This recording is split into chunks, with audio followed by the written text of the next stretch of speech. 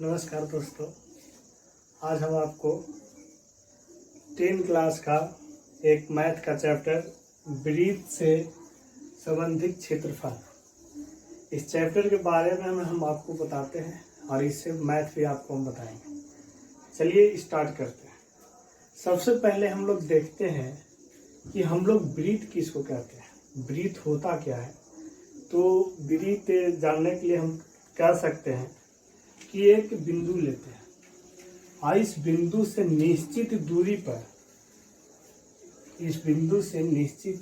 पर या निश्चित बिंदु पर एक बिंदु बनाते हैं। अब बिंदुओं को समूह से इसको हम घेरते हैं। इस प्रकार से अगर हम घेरते हैं, जैसे कि देखिए एक निश्चित बिंदुओं का समूह को हम लोग क्या कहेंगे, इसी को हम लोग ब्रीथ कहते हैं। और यहाँ से ये जो आप देख रहे हैं इसको हम लोग केंद्र कहते हैं, ठीक है। और देखिए ये केंद्र हो गया और इस पूरे बिंदु को, इस पूरे लाइन को हम लोग क्या बोलेंगे, ये पूरे लाइन को हम लोग परिधि कहते हैं। क्या कहते हैं? परिधि कहते हैं। समझ गया? अब इसमें कहा जाता है कि अगर इस बिंदु पर से इस परिधि की दूरी, इस बिंदु पर से इस परिधि की दूरी को हम लोग त्रिज्या बोलते हैं। क्या बोलते हैं? इसको त्रिज्या बोलते हैं। और त्रिज्या को अंग्रेजी में रेडियस बोलते हैं। इसको हम लोग आर से डिनोट करते हैं, ठीक है। ये मेरा क्या हो गया? त्रिज्या हो गया। अब कहा जाता है कि अगर हम ये परिधि पर से इस परिधि पे अगर लाइन डालते हैं तो ये पूरे लाइन को हम लोग क्या कहेंगे, ये पूरे लाइन को हम लोग डायमीटर मतलब व्यास बोलते हैं। और व्यास को हम लोग किससे डिनोट करेंगे? तो व्यास को हम लोग डी से डिनोट करते हैं, ठीक है। और आज पता है आपको, ये भी आपको याद रखना है कि अगर एक परिधि पर से दूसरे परिधि पर बीच से अगर लाइन डालते हैं तो ये सबसे बड़ा इस ब्रीथ का जीवा भी होता है। जो व्यास होता है वो सबसे बड़ा जीवा होता है। और अगर हम बिना केंद्र से होते हुए अगर परिधि से परिधि पर लाइन डालेंगे, उसको हम व्यास, उसको हम क्या बोलते हैं, उसको हम जीवा भी बोलते हैं। उसको क्या कहेंगे हम? अगर हम बिना केंद्र से परिधि पर लाइन डालें तो उसको हम जीवा कहें। और सबसे बड़ी जीवा केंद्र से होते हुए जाती है, जो ब्रीथ को दो भागों में बांटती है। इसी को हम अर्धवृत्त भी कहते हैं, ठीक है। अब इसमें एक चीज और देखते हैं, कभी कभी चाप की बात करती है। तो ये जो आप परिधि देख रहे हैं, ये परिधि का कोई भी एक भाग, जैसे कि हम यहाँ से यहाँ तक ले एक भाग ले लेते हैं बिना जीवा का। अब इस परिधि का कोई भी एक भाग, इसी को हम क्या कहेंगे? चाप कहेंगे। आपको अब इतना सारे बातें याद रखना है। सबसे पहले कि आप केंद्र पर से अगर परिधि पे लाइन डालते हैं उसको आप त्रिज्या प्रूव करिएगा। अगर आप परिधि पर से परिधि पर कोई भी लाइन डालते हैं केंद्र से होते हुए, उसको आप व्यास कहिएगा।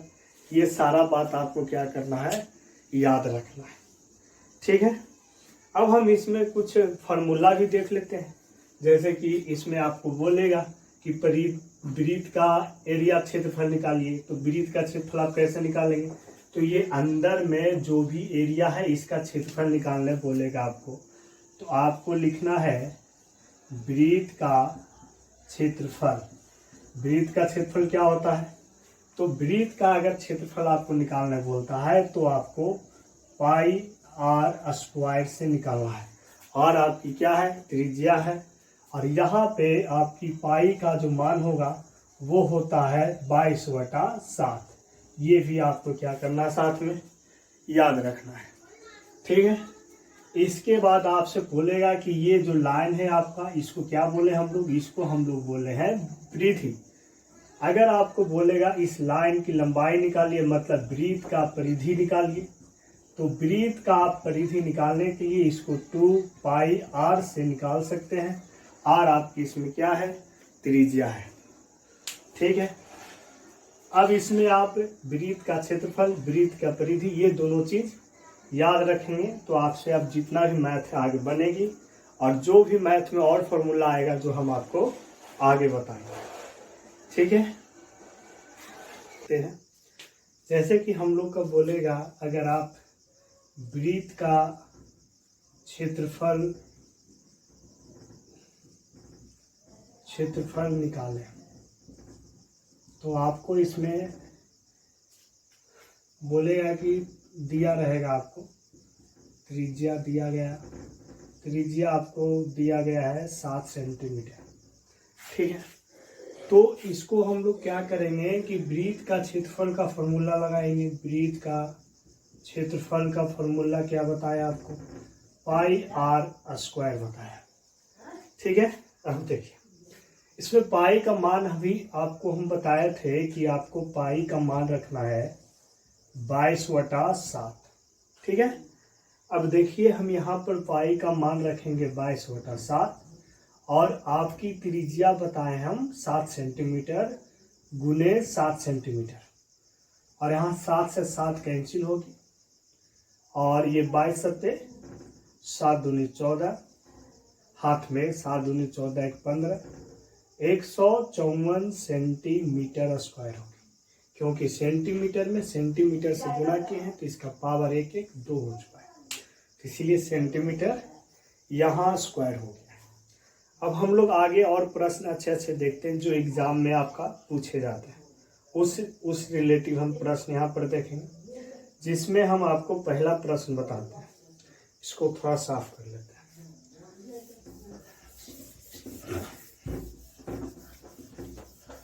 अब देखिए एग्जाम रिलेटिव प्रश्न बोलेगा कि एक वृत्त के चतुर्थांश का क्षेत्रफल ज्ञात कीजिए जिसकी परिधि 22 सेंटीमीटर है।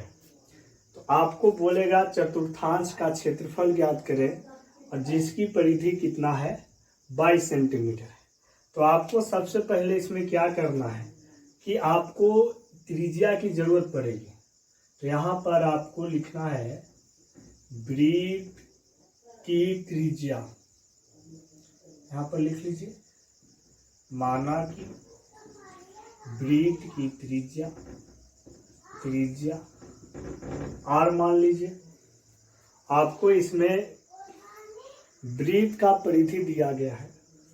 आपको अगर आप अपने तरीका से वृत्त की परिधि ज्ञात करें तो क्या लिखेंगे, वृत्त का परिधि, वृत्त की परिधि आपको हम बताए हैं 2 पाई आर, और प्रश्न में आपको बोला है कि वृत्त का परिधि यहाँ पे दिया हुआ है कितना 22 सेंटीमीटर।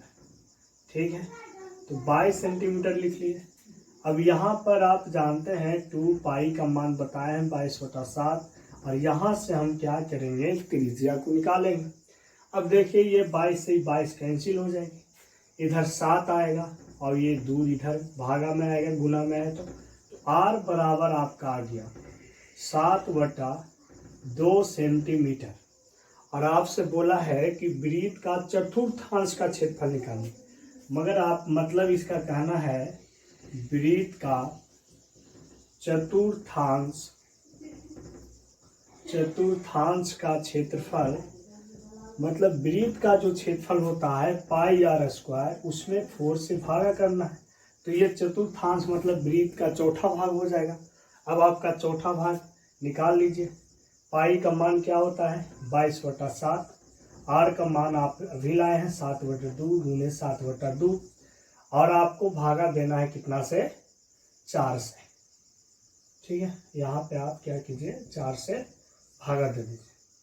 अब इस 7 से 7 कटेगा, ये आपका हो जाएगा 11 दूनी 22। ठीक है, अब यहाँ पर 11 सत्ते 77, 77/4 दूनी 8, यही आपका, इसको पूर्णांक में करना है। 8 9 72, 9 पूर्णांक 8/72 और 5 77 सेंटीमीटर। इस प्रकार से हम इस मैथ को बना सकते हैं। ठीक है, अब हम लोग देखते हैं प्रश्न नंबर 2। ठीक है, देखिए इसको साफ कर लेते हैं।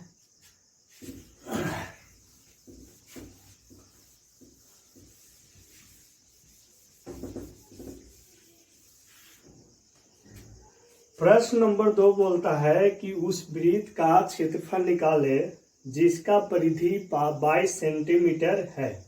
इस बार बोला है उस वृत्त का क्षेत्रफल निकाले जिसका परिधि 22 सेंटीमीटर है।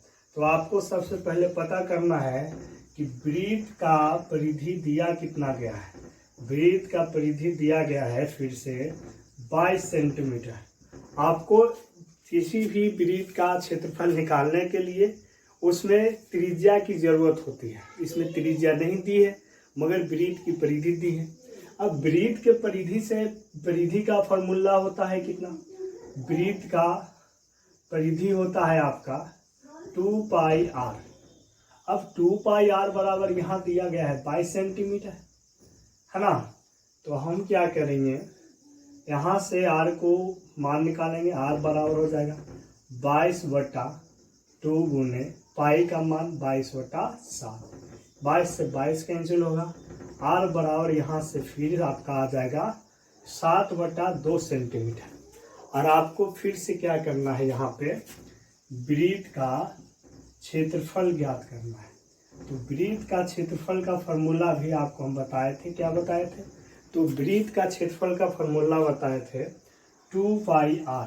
ठीक है, सॉरी, वृत्त का क्षेत्रफल बताए थे पाई आर स्क्वायर। पाई का मान होता है 22/7 और आर का मान है 7/2 गुने 7/2।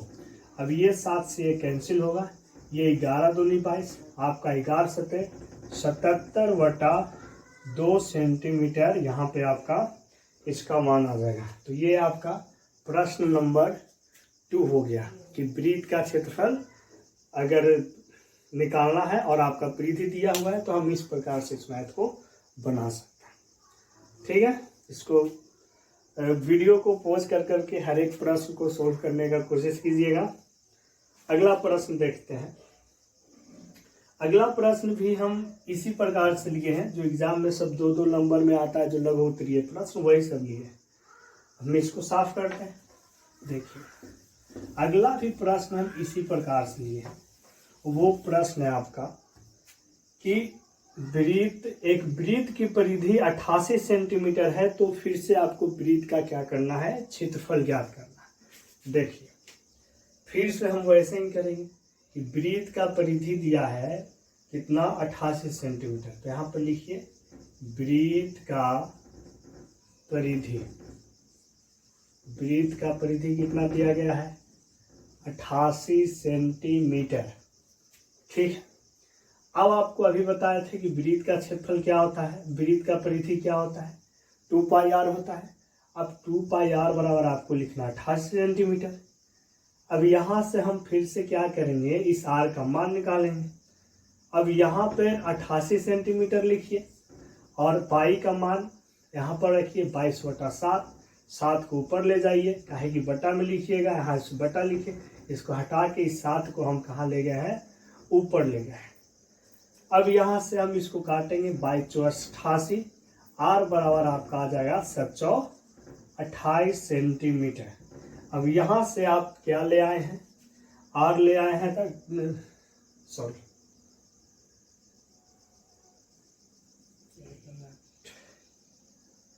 22/7। ये 2 यहाँ छोड़ दिए थे, ये 2 यहाँ ले लेंगे, 2 से 2 काटेंगे, 7 दूनी 14 सेंटीमीटर आपका क्या निकल गया है, त्रिज्या निकल गया।